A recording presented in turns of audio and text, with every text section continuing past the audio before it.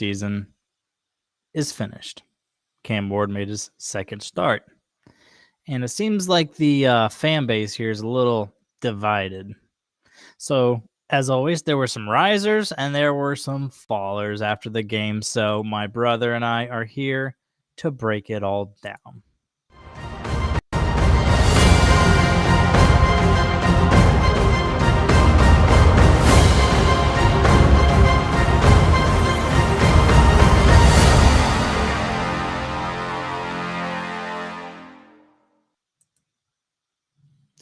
Good evening. As I originally stated, I'm here with my brother, Josiah. If I can bring him in here. And there he is. Howdy. How's it going? It's going. So it was a fantastic little football game we were able to watch. It was a lot of fun. So what's your initial takeaways to get this video kind of started? We obviously looked better, not just because we won. Just we looked better on both sides of the ball. To be honest, the first game we looked like crap. Starters, backups. For the most part, everyone looked bad. Second game there was some goods, also some bads, but there was more of some stuff to be optimistic about.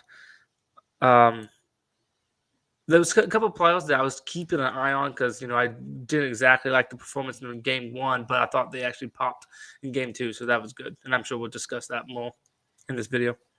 We will. Obviously, and this is why a lot of people like to have two reaction videos. Obviously, you and I are busy working people, and we don't get paid to do this. We do it for fun. So a lot of people love making the instant reaction, and then they let it sit and simmer for a day or two, and then they make their actual, after gathering all the evidence, kind of reaction. So maybe it's probably good that we didn't throw out our gut reaction from the get-go. But I think there might be some disagreements in here from the two of us. The first thing I think we should do is discuss Cameron Ward. The stat line was, I think it was like 2 out of 7, like 47 yards, something like that. Does that sound accurate? Yeah, I can't remember the yards, but he's 2 for 7. That's how I know. Yeah. So, what's your takeaways on Cam Ward? And go ahead and give him a letter grade as well. I think his first drive was good. The Alec Manuel pass, and then the Jefferson pass was even better, probably. It was a bad drop. And then he did do a bad pass on the screen to DK. But I'll say he did that. He did, but that wasn't going to go anywhere. No, it wasn't. But I honestly, and I think this is the disagreement we have. I thought he had more bad passes than good passes yesterday. I think he started off good and then kind of cooled down, unlike the opposite of what he did the last game. But I just thought he had some outside pass. He did a play action. I think this is drive 3 or 2. I can't remember. He missed the guy a little too high on the sideline. Then he had the pass that you thought was pass interference. Maybe it could be called, but also just thought it could have been put a little more better. Who was the receiver, though? Alec Manuel, I think.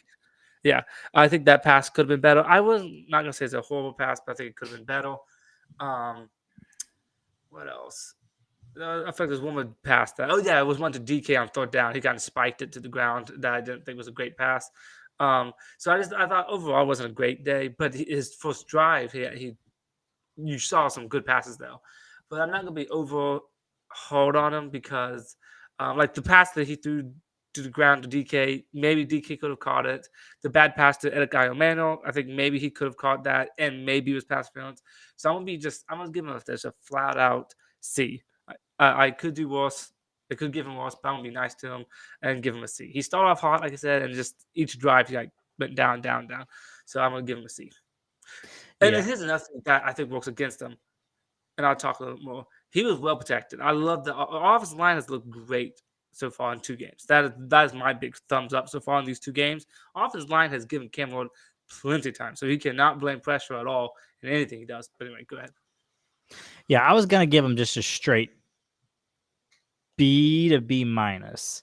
That first drive, that was a beautiful throw, slightly on the move to Alec Iomano for the huge gain, and he looked fast after he caught that pass too. But we're not talking about him yet. I like that. And then, like you said, it was an even better throw to Van Jefferson, who just dropped that. Like, that was I bad. I never wanted him on our team anyway, and that just kind of solidified it to me. Yeah, he's kind of been the bane of my existence for the last 3-4 months or so because I'm just like, I would have liked Van Jefferson if we had drafted a wide receiver, like Luther Burden. If we would have stuck and picked Luther Burden in the second round, so that way you could have Calvin Ridley, Luther Burden as our starters, and then put a little Van Jefferson in there as our depth guy, first guy off the bench, I wouldn't mind that. But when he's, as of now, he's slated to be a starter at outside. So every single time we're Yeah, on a three wide don't like receiver that. set, he's out there. I don't like that. He's not I don't like that at good. all. He's not good at all, in my opinion. It, I think it never has been. a average number 4 wide receiver. And the fact that he's our number 2 on the outside, I don't like that at all. I would much rather see Elikayo Manor. 100% would much rather see Elikayo Manor. So every single time I see Van Jefferson on the field, I'll just be irritated because I know that should be Elikayo Manor getting acclimated to the NFL snaps type deal there. So that's already how I felt about him. And then when he dropped, honestly, probably Cam Ward's best throw as a NFL player up to this point. That was probably his best throw, and it was dropped, and there was nobody over top, and he hit him in stride. So if he would have caught it, he possibly, I don't know what his speed is. I don't know if Van Jefferson's a very fast guy or not, but nobody was over top, so it's possible he could have caught that turned up field and even scored a big old TD out of that one, but he Yeah, just decided to drop yeah, I it. was noticing that. I was noticing that he could have got some yaks out of that. Yeah, at least 5 or 6 before they get his ankles or something. But anyway, so that, yeah, I like that and all that going on in the first drive. It was kind of a give up when it was third down. He just kind of did like a little sidearm little thing out to DK where it was a screen, and even if he would have caught it, he would have got hit for no gain. So I don't think that even really mattered all that much to me. The second drive was the second drive or the third drive that was derailed with penalties, because remember there was a false start and I think a holding. False start and something. I think that was his second drive. Yeah, that one was just erased because of penalties. And then the third one was kind of just uninspiring. Now, I will say that third down, I do agree, or I agree that I disagree with you. I think that was a pass interference because he was just barely out of his fingertips, and the hand fighting that they did and the pulling that they were doing made it to where he couldn't run under it. Like, if he wouldn't have been touched, like if there was no such thing as a DB, he would have just ran that and caught it. So the ball was a good ball. Whether you want to say Ellick should have been more aggressive and gotten through, or whether you want to say it was a pass interference, that's what made it where he couldn't run up under it. But the ball was a good ball, and it was a 1v1, no safety help over top. So it was the right read. It was the right throw. I just would have liked to see Ellick Manor either pull through it or sell the pass interference a little more. Something. So that's why I'm going to give him a B minus. They just give him a B minus. C or C plus, maybe a C plus. B minus, C plus, somewhere in there. I do hate the fact that we don't give him enough. And this is a whole nother conversation. We don't give the guy play time. Like, I'm just looking at Dylan Gabriel today. Starts off bad with a pick 6, but he ends up being 15 out of 18. 18 throws. 18 throws. Does Cam Ward even have that between his 2 games? He has 15. 15. So yeah, just Dylan Gabriel, 1 game, more throws than Cam Ward in both of his. Shedeur Sanders played the first game. Shedeur Sanders has more throws in that 1 game than Cam Ward does too. And it's like, it doesn't matter who the quarterback is, doesn't matter who the head coach is, who the general manager is. They For some always do reason, this, Tennessee like Titans does not like to give our young quarterbacks, live game reps with 0 consequences. You know what I'm saying? yeah. I mean, of course, there's the freak accident. Anybody can get hurt. But I just don't understand why. Like, I think he should go. I'm not upset about him going an entire half. Yes, that's actually, if I was the coach, that would be my decision. Is Cam Ward's gonna get in the first half. Maybe agree Will with that. Levis. The way Will Levis got so rattled and got in his own head, I understand. Be like, all right, buddy, have a seat over here and calm down a little bit. Like, so I can understand only giving like Will Levis 2 drives, but someone like Cam Ward is so nonchalant and just chill. Why not let the dude just get out there and throw a little bit? Because the more he's out there, the more he's gonna figure it out. Like, here's a little side story nobody cares about. Me and Josiah, we're old, but we still try to play football. And growing up, we only ever played against man because we would never have like big team sports, sadly. It would be like a 4-on-4 or a 5-on-5 or even a 2-on-2 a lot of the times. So we always played against man coverage. That's all we knew. We knew exactly how to get open against man coverage. A little wiggle here, a little wiggle there, chop it up, baby. But we just last year in the world, just last year, we went to a 7-on-7 flag football tournament, and for the first time in our lives, we actually played against zone cover. Obviously, it's a loose zone coverage, but we played against zone coverage. And I'll be honest, we had no idea how to actually run routes against zone coverage and how to get open against zone coverage. But then earlier in the year, we joined a Sunday every other week league that's all they did was zone. And then just that little bit of time of us running against zone, we actually learned how to run routes and how to get open against zone coverage because we got reps. And I'd be honest, I like going against it. Yeah, same. We find that soft spot, looking all Jamar Chase like. Just find a nice little soft spot on the crosshair, and get the catch and get up a little bit. But anyways, that's what I'm saying is Cam Ward getting 8 throws, the first or 7 throws yesterday, right? That's all 2 of 7's all it been. Yeah, 7 throws yesterday. Week 1 and 7 last week. Yeah. Yeah, that's not enough. Give the guys some volume. I agree. So like I gave him a B, I think last week. I gave him a B last week. I think I'm giving him a C+ this week. But I could almost put N/A because it's almost like we're not getting enough of a sample size to even know what to do with the guy. That is the one cost. When you give someone 8 passes and then 7, you are actually over analyzing each pass. Because that's all you have. 100%. You only have 7 choices. You know what I mean? So Yeah. it's just like I think almost every pass, good or bad, you're just over analyzing each thing, and you really are making too much out of something, and you can't help it because that's all that you have to work with. I was gonna say, what choice do we have? But anyways, we are 11, almost 12 minutes into this video, and we're just now finished talking about Cam Ward. Let's do the same thing we did last time. Let's take turns talking about a riser, a faller, or whatever. So the first riser I'm going to throw out, and if it's somebody you just co-sign on, just say co-sign. It's Ilikiah Manor. I would have liked to see him fight through that one contact of that throw that I was saying and gotten that third down catch. But that said, I liked the way he looked when he caught that first route. He found the open zone on a nice little deep cross. He caught that bad boy, turned upfield, and he looked quick. Not quick, fast. He looked fast. Yeah, I mean, that was a good one. For me, I'm gonna just do a unit. That offensive line looks really, really good, and I already touched on it. I loved it. Like every drawback he's had basically in both games. Grant, we talked about it's not much, but if you put it together with 15 pass plays, he's had time, and I love that because that's gonna be huge for a young quarterback like that. And we don't even have Cushionberry out there yet, so that's gonna help. And Zeitler, he's not playing, right? Or is he playing? I can't remember. Okay. So I think it's going to get even better. So I do think, and this is fingers crossed, it's just preseason, but our receiving room might be bad. But I think we did address and fix the O-line. Finally, I think. And is what I like about it is we have enough okay players to float. And you might say, what do you mean? Because so far Zeitler and Cushionberry have not played, as you just stated. So technically we only have 3 out of the 5 starting offensive linemen. But Jackson Slater's done honestly fantastic at right guard. And it's Corey Levin at center, I believe, for Cushionberry. They've held down the fort well, but it's still no surprise at all that it's quite the upgrade bringing in Lloyd and Zeitler over them. So I kind of agree with you. They could be looking a whole lot better once the season goes around. Now, it's obviously a tough first test against the Broncos, and we'll talk about that in a couple of weeks. But I agree with you. Our O-line, the most excited I've been about an O-line, even if it's just league average. If we can just get a league average offensive line, that'll be huge for the Titans, huge for Cam Ward. I agree. All right, let's take a Titan that kind of had.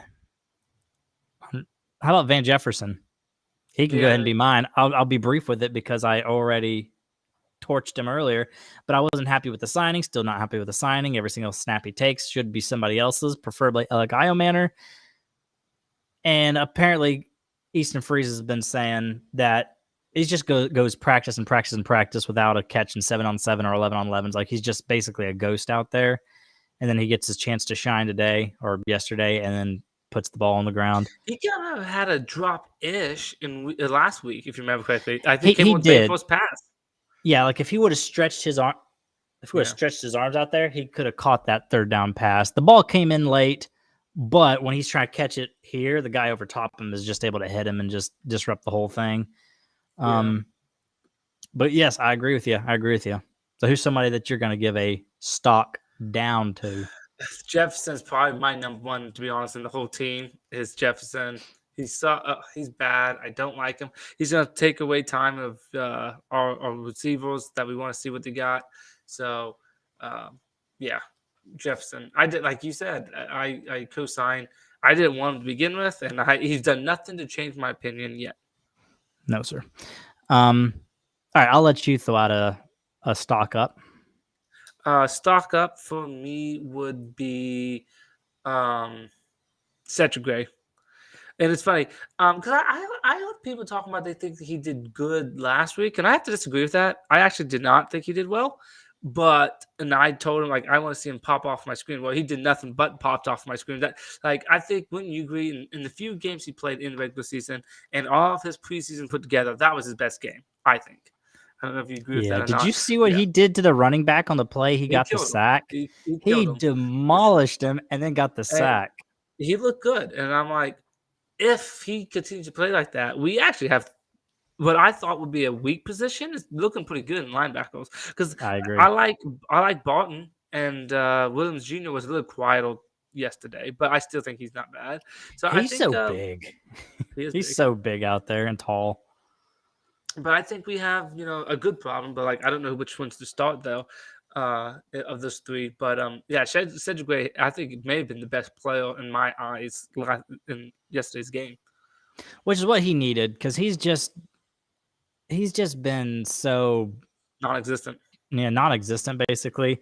So he basically got what we want Cam Ward to be able to get is just get an opportunity, give him some reps, give him some time, and he really made the most of it. He was flying around out there.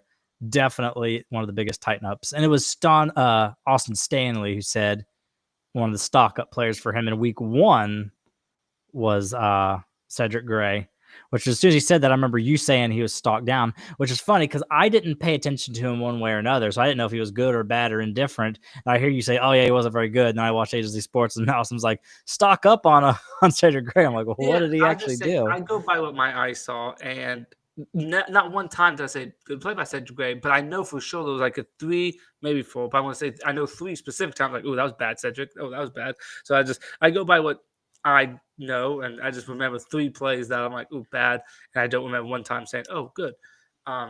Obviously, Austin Stanley watches film probably more than I do, but that was just my opinion. But I think there's no doubt about it. He had a good game last game. Yes. Yeah, for sure. It's undoubtable. That's what everybody's going to be talking about on the Monday morning Titan content shows, I'm sure. So, yeah, big old thumbs up, stock up, tighten up, whatever to Cedric Gray. So now I need to come up with another stock up. Honestly, I'm going to say the starters that did play and the second stringers. Because our defense, now they did a lot of penalties. And obviously the pick 6 to Mr. Brooks was pretty dumb throw there. Easy to read throw.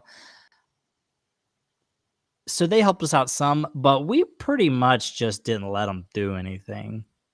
Like Arden Key looked good out there. Like Arden Key looked like he was going against backups, which is what you want it to look like.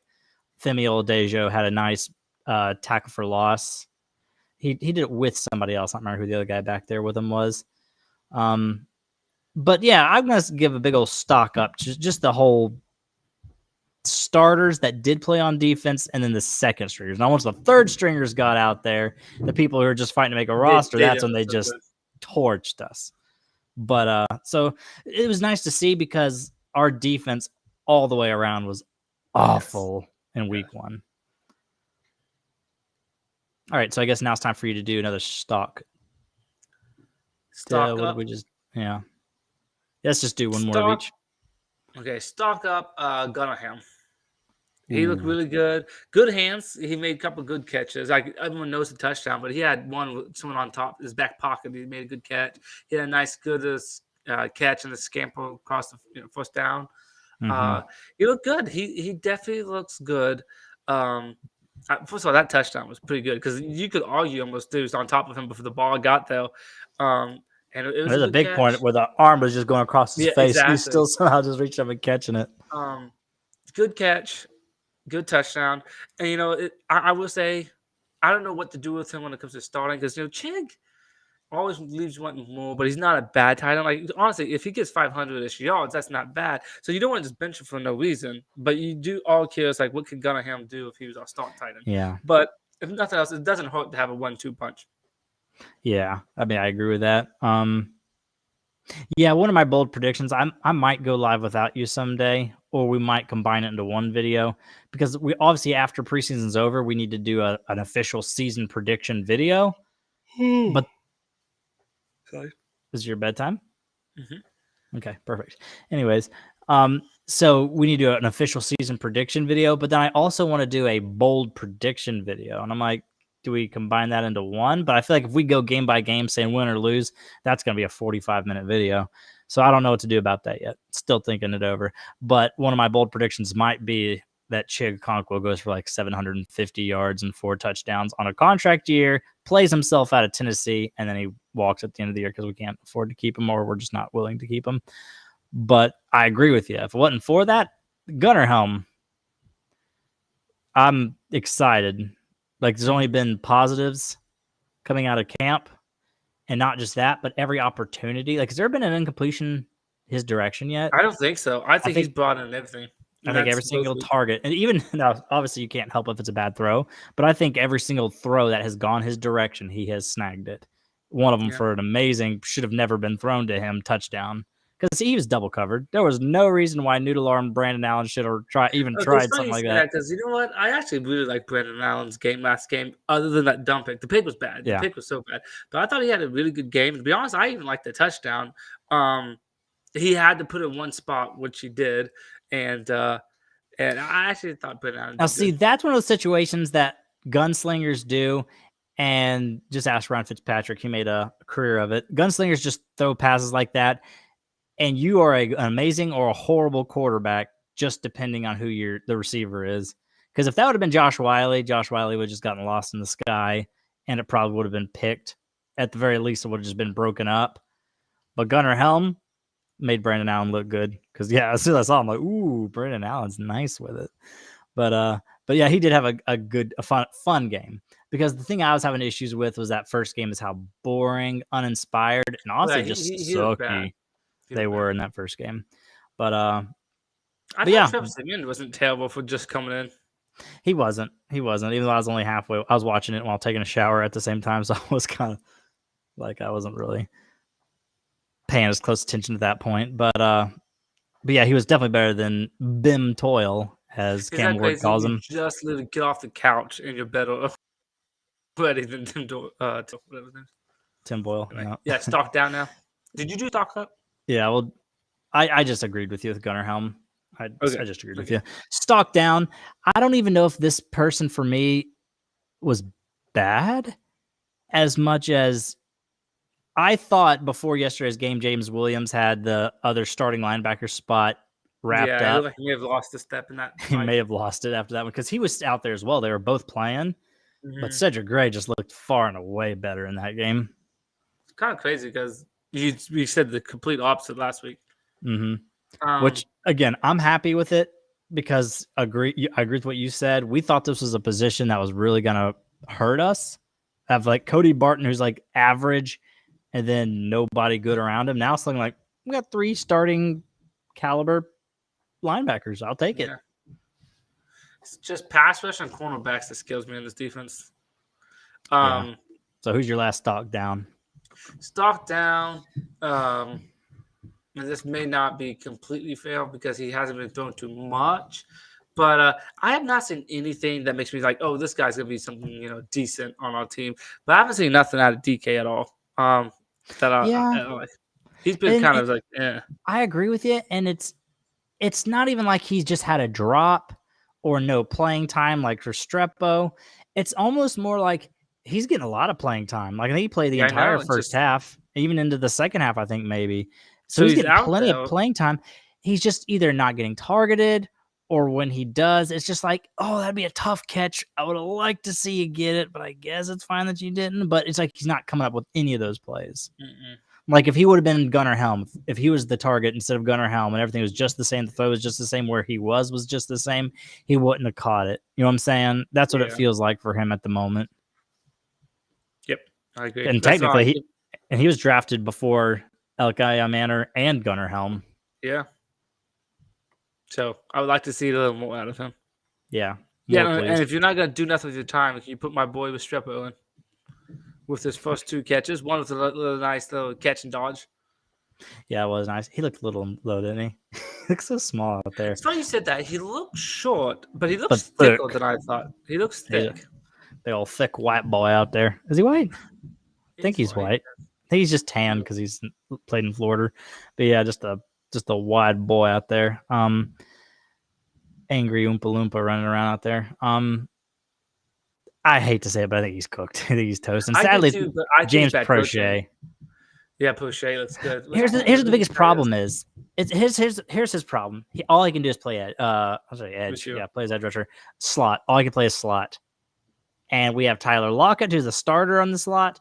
Chimere DK, who's the number 2 in the slot. And then we have Mason Kinsey in the slot, James Prochet in the slot. We have nothing but slot wide receivers besides Calvin Ridley and Alec Manor.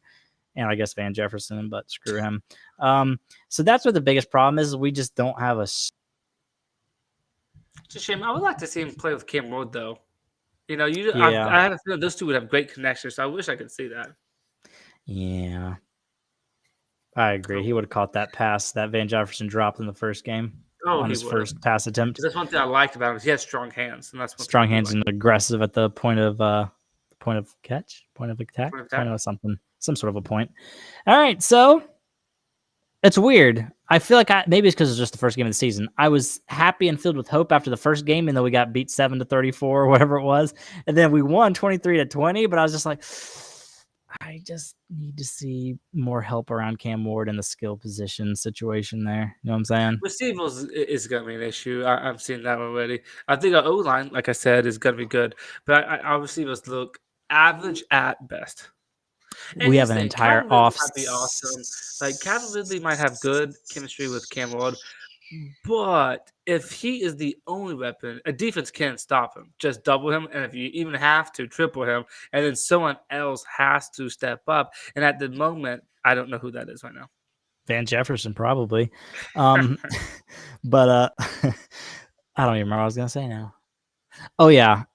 Way too early, because after we win 4 games this season, we'll have an entire offseason to talk about this. But we have got to go after edge or wide receiver with our top 7 pick next year. Because those are 2 of the most important positions in the NFL, and they are our 2 weakest positions: is wide receiver and edge rusher. I'm not sure which one we need, because edge is pathetic. Receiver's kind of pathetic. And here's the problem: is we don't know how long Calvin Ridley's going to be decent. You know what I mean? So because after this year, we still have him 2 more years, but we have him signed until like 33 or 34. I think 33. So yeah, I agree. And then Tyler Lockett's a 1-year deal. Van Jefferson, thankfully, is a 1-year deal. So yeah, after the season, it's still slim picking. And then the edge is even worse, because right now our starting edge rushers, Arden Key and Dramount Jones, they're both free agents after this year. Yeah. So it's Femi Oladipo and I guess Jalen Harrell. Is that what the guy's name is? Yeah. I guess those would be the starters. So yeah, but that's another conversation for another day. I guess that's all I have. Do you have anything you want to say before we hop our happy heinies out of here? I guess we'll see what we do against the Vikings. Do we have joint practice against them? I think the Vikings I think we do. I don't know. I don't actually know. Either way, we'll see what we do with that. And then after that, we have a regular season. I just hate that there's that big gap. You know, when they took away the 4th preseason game, I wish they just started the regular season earlier. They didn't really do that. And so or just waited longer to start. Yeah, or just waited a week longer to start the first preseason game. Yeah. One or the other. Because, I agree. When you have a 2-week break, that's just... kind of throws you off a little bit. Like, you finish that last preseason game, like, it's time for football. You're like, 2 weeks. Now, Gabriel, my brother here, does not watch it, but I watch college football, and college football starts in the weekend between preseason and regular season, so that helps me out. For Gable, he's left high and dry for 2 weeks. I'm happy for you there. Yes, so. All right. So, with that said, I guess we're done. Thanks for joining in, everybody. It's gonna be a fantastic season. I'm so excited for it. I can smell it. It's just around the corner. Even though I still think we're gonna get destroyed by the Broncos, but that's a conversation for another day. So that's it. That's all we got. Tighten up. Peace out, and all that jazz.